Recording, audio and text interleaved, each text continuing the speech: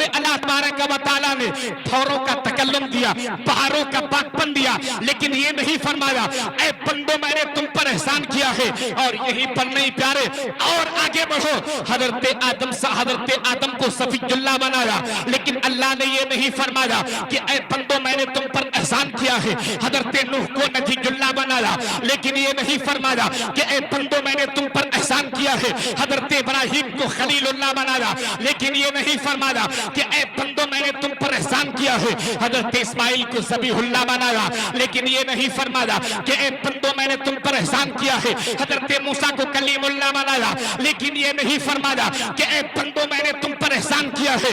حضرت عیسیٰ کو روح اللہ بنایا، لیکن یہ نہیں فرمایا کہ اے بندو میں نے تم پر احسان کیا ہے۔ لیکن قربان جاؤ نبی کی شان پر، قربان جاؤ نبی کی عظمت کی۔ جب باری آتی ہے آمنہ کے لال کی، جب باری آتی ہے مدینے کے تاجدار کی، جب باری آتی ہے کائنات کے دلہا کی، جب باری آتی ہے احمد مختار کی، تو پروردگار عالم فرما رہا ہے لقد من اللہ علی المؤمنین اذ بعث فیہم رسولا، یعنی مومنوں پر اللہ کا احسان ہوا کہ اس نے انہی میں سے ایک رسول کو جلوہ کر فرمایا۔ سبحان اللہ سبحان اللہ، نعرہ تکبیر، نعرہ رسالت، مسلک اعلی حضرت، فیضان اعلی حضرت، جشن عید میلاد النبی، علماء اہل سنت، تباس تباس۔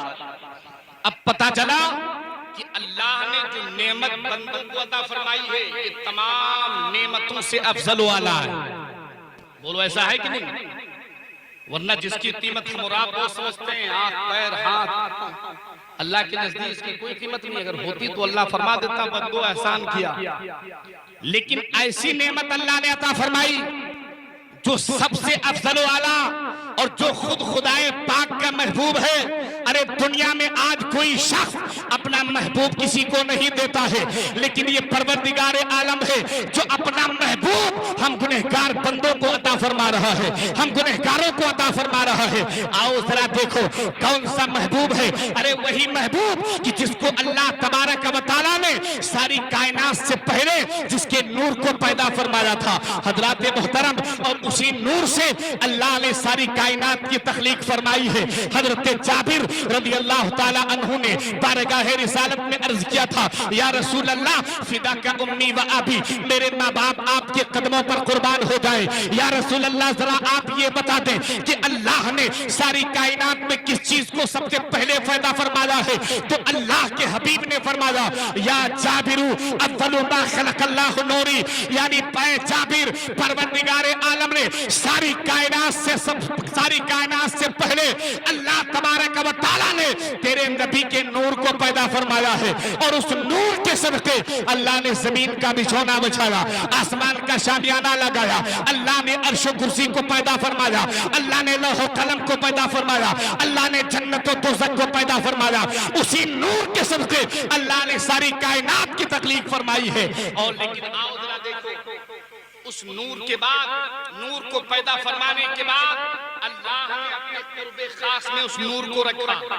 قرب خاص یعنی اپنے پاس، اور اپنے پاس رکھنے کے بعد جب رب نے چاہا کہ میں پہچانا جاؤں، لوگ مجھے پہچاننے والے ہوں، تو اللہ تبارک و تعالیٰ نے حضرت آدم کا پتلا بنایا۔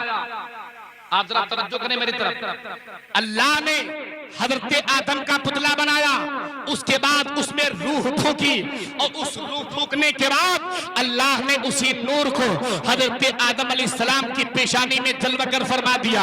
اب حضرت آدم علیہ السلام کی شان یہ تھی کہ جس طرف جاتے تھے نور ہی نور چمکتا تھا، جس طرف جاتے تھے فرشتوں کی جماعت ساتھ ساتھ چلتی تھی۔ اللہ اکبر، پھر وہی نور اللہ تبارک و تعالیٰ کے حکم سے منتقل ہوا، حضرت شیش کی پیشانی میں چمکا۔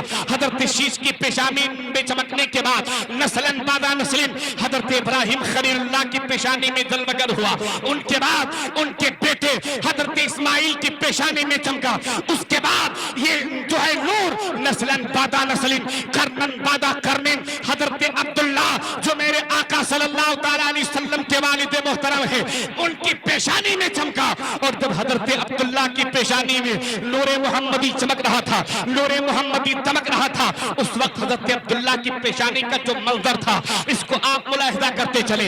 ارے پیشانی کا نعرہ تکبیر، نعرہ رسالت، نعرہ رسالت